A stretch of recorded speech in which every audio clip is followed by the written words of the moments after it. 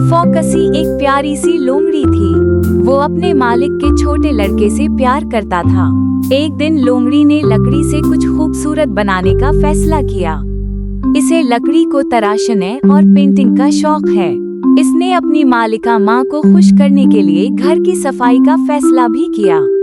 अरे नहीं, उसने घर की सफाई करते हुए गलती से गलदान तोड़ दिया। इसकी मालिका माँ इस पर बहुत गुस्से में आ गई। जबकि मालिकान का लड़का हैरी अब भी इससे प्यार करता था। मालिक की माँ ने उसे जंगल में छोड़ने का फैसला किया। उसकी बेटी एलिसा बहुत उदास थी। हैरी अपने प्यारे छोटे पालतू फॉक्सी को छोड़ना नहीं चाहता था, लेकिन इसे ऐसा करना पड़ा। इन्हें लोमड़ी को जंगल में छोड़ना पड़ा। घर पहुंचकर हैरी अपनी माँ से बहुत नाराज हो गया। फोकसी जंगल में अकेला रह गया। जंगल में अंधेरा छा रहा था। लोमड़ी अंधेरे से खौफजदा था। उसने जंगल में वाकई खौफनाक चीज देखी। वो इससे डरता था और चीखा। फोकसी रो रहा था क्योंकि इसकी मदद करने वाला कोई नहीं था। वो आंखें बंद करके डर के सो गया, जबकि इसकी आंखों से आंसू गिर रहे थे। सुबह सवेरे उठा। इसने अचानक कुछ देखा और बहुत खुश हो गया।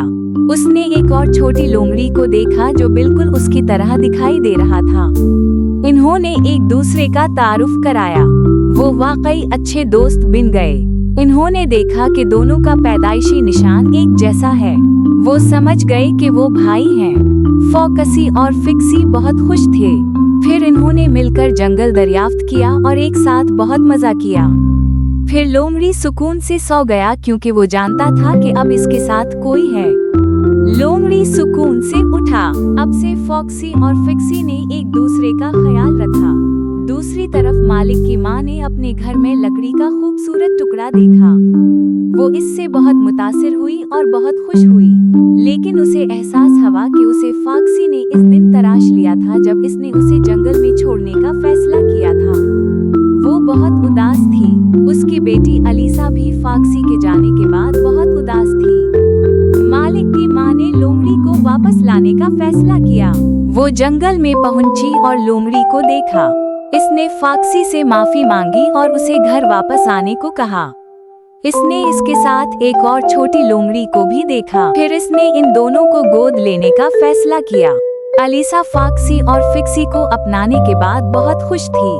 फॉक्सी और फिक्सी को घर वापस लाने के बाद हैरी भी बहुत खुश था। अलीसा को उन दोनों के साथ खेलना पसंद था।